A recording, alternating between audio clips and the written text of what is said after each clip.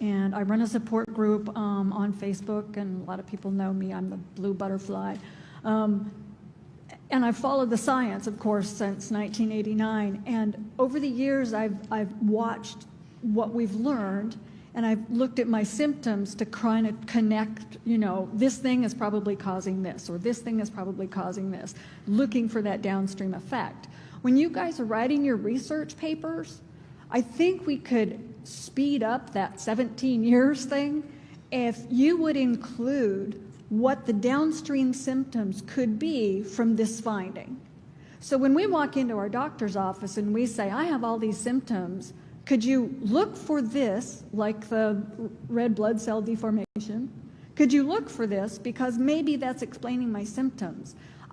We need a better way for us to talk to our doctors, and we don't really have that document, official document, that gives us deep, in-depth, you know, that we can speak with our doctors. We've got the ICC, we've got the CCC, we've got, you know, the SEID, but we need something that shows them science.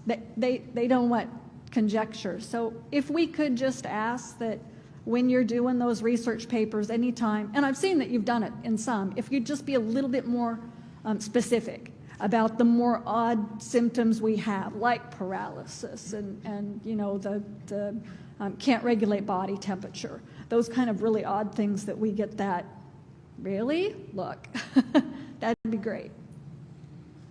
You want to respond, Jose? Sadie, go ahead, yeah. So I think it's a really good point. I'm fairly new to this field, and when reading the literature, oftentimes the context for me was missing. So there was disparate elements of scientific findings which were very compelling, but what did it really mean for my symptoms? And so I think it's something definitely for me, we're consciously trying to do that when we summarize research findings. Yeah. We're summarizing it. What are the key points, but then what does it mean? So I think it's a great point and something that we could all learn from. And I'm very sorry you have been sick for so long. Thank you. It's always hard to hear, you know, that. And yes, so you are absolutely right.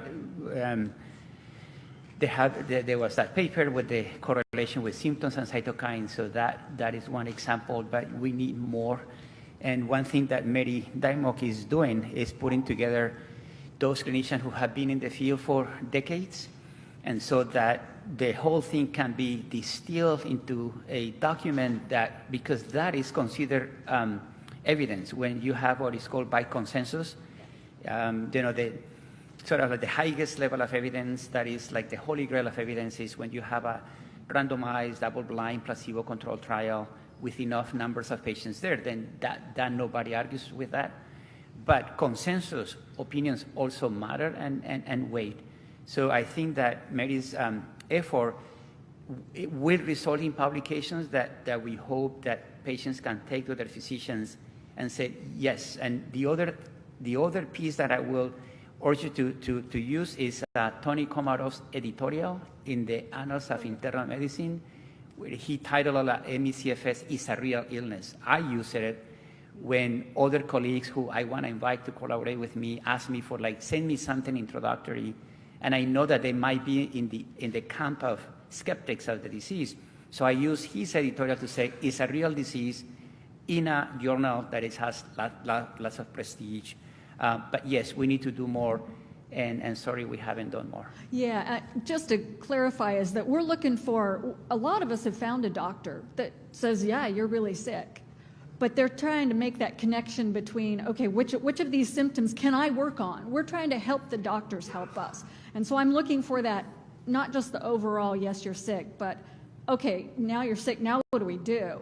It's the what do we do part I'm looking for in the research papers that, you know, if they're finding, you know, we've seen with the red blood cells that you can do some things to help those be better. So let's help the doctors understand that we're dealing with these symptoms because of this downstream effect. So thank you. Hi, thanks for everybody who was involved in organizing this. It was a